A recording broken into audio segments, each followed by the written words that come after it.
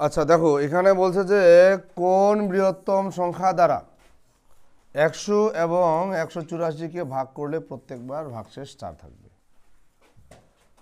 আচ্ছা আমরা এই অঙ্কটা কিভাবে করতে পারি একটু চিন্তা জানা আছে, কোনো আইডিয়া আছে যে কোন বৃহত্তম সংখ্যা দ্বারা 184কে ভাগ করলে প্রত্যেকবার ভাগশেষ 4 থাকবে? আচ্ছা আমি এই অঙ্কটা করার আগে অন্য একটা বিষয় আলোচনা করব, তাহলে আমরা এই অঙ্কটা সহজেই বুঝতে পারবো। আমি একটা প্রশ্ন লিখতেছি, দেখো মনে করো কোন, আচ্ছা এই কথাটা বাদ দিলাম, কোন সংখ্যা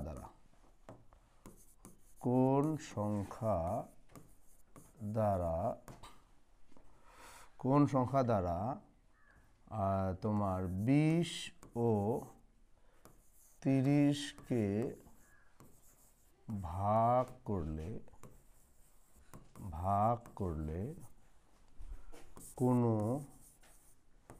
কোনো ভাগশেষ থাকবে না, এইটা আমি বললাম।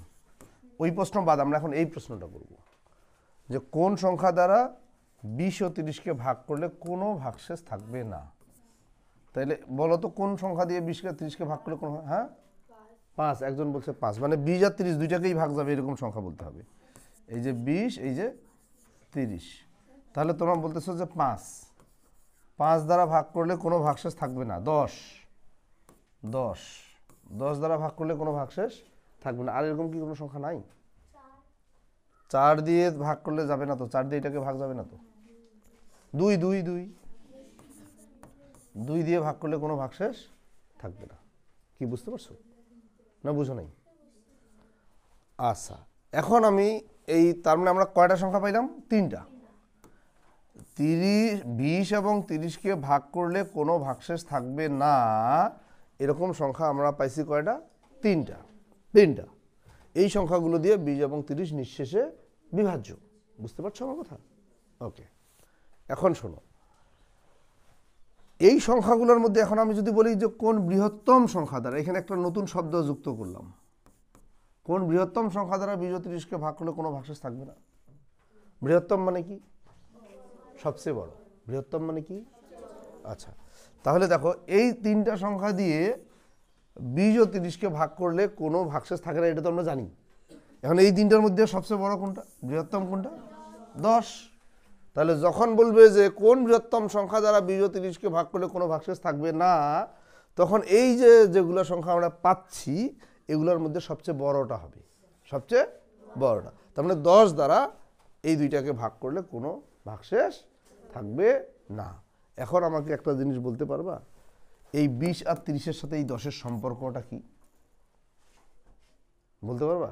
আমি বলি 20 আর 30-এর গসাগু হইল 10। তুমি গসাগু করে দেখো, 20 আর 30-এর গসাগু হইল 10। বুঝতে পারছো? 20 আর 30-এর গসাগু হইল 10। তাহলে এই যে বৃহত্তম সংখ্যা যে বলা হয় ওইটা আসলে গসাগু, ওইটা আসলে কি? গসাগু। বুঝতে পারছো না বুঝো নাই? আচ্ছা এখন আরেকটু আমি যুক্ত করলাম, এখানে ভাগশেষ থাকবে না আছে না, এই ভাগশেষ থাকবে না আমি মুছে দিচ্ছি। এবার বলছে ভাগশেষ থাকবে। এইবার আমি বলতেছি যে ভাগশেষ থাকবে, 5 ভাগশেষ থাকবে। 5 না, দাঁড়াও, আমি বলতেছি 2 ভাগশেষ থাকবে। কত ভাগশেষ থাকবে? 2 ভাগশেষ থাকবে। মনে করো আমি বললাম 2 ভাগশেষ থাকবে, এরকম বললাম আমি। তাহলে সেক্ষেত্রে কি করতে হবে? যেহেতু 2 ভাগশেষ থাকবে, এখান থেকেও তোমাকে 2 বিয়োগ করতে হবে। এখান থেকে 2 বিয়োগ করলে কত হবে? 18 হবে। এখান থেকে 2 বিয়োগ করতে হবে, 2 বিয়োগ করলে 28 হবে। তখন এই দুইটার গসাগু করতে হবে, ওই দুইটার কি করতে হবে? গসাগু করতে হবে। তাহলে অনেকে বলে যে স্যার বৃহত্তম সংখ্যা থাকলেই আমরা গসাগু করে দিব, বৃহত্তম সংখ্যা লেখা থাকলেই আমরা গসাগু করে দিব। কথাটা কিন্তু পুরোপুরি ঠিক না, অধিকাংশ ক্ষেত্রেই ঠিক কিন্তু অনেক ক্ষেত্রে ঠিক না। ঠিক আছে, যাই হোক। আচ্ছা কোন বৃহত্তম সংখ্যা দ্বারা 100 ও 184কে ভাগ করলে প্রত্যেকবার 4 ভাগশেষ থাকবে? তাহলে যেহেতু 4 ভাগশেষ থাকবে আমরা এখান থেকে 4 বিয়োগ করবো, ওখান থেকেও 4 বিয়োগ করবো। দেখো 100 বিয়োগ 4 কত? 96। 184 বিয়োগ 4 কত? 180। ঠিক আছে। আচ্ছা এখন এখন দেখো এই যে এটা গসাগু করি, গসাগুর নিয়মটা মনে আছে? ভাগ প্রক্রিয়ার সাহায্যে গসাগু, ভাগের সাহায্যে। 180 কতবার যাবে? একবার যাবে, একবার দিলে 96। 4 9 আর 10 84, একবার দিলে 84।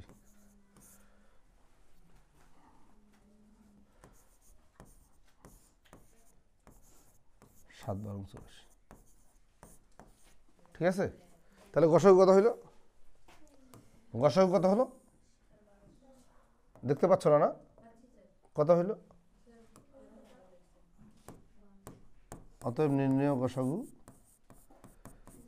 নির্ণেয় গসাগু কত বলো? আমি তোমাদের কাছে জানতে চাচ্ছি কিছু একটা। নির্ণেয় গসাগু 12, এই যে শেষ ভাজকটা। অতএব বোঝে না কোন বৃহত্তম সংখ্যা দ্বারা ভাগ করলে? অতএব নির্ণেয় বৃহত্তম সংখ্যা, অতএব নির্ণেয় বৃহত্তম সংখ্যা 12। নাও তুলে নাও,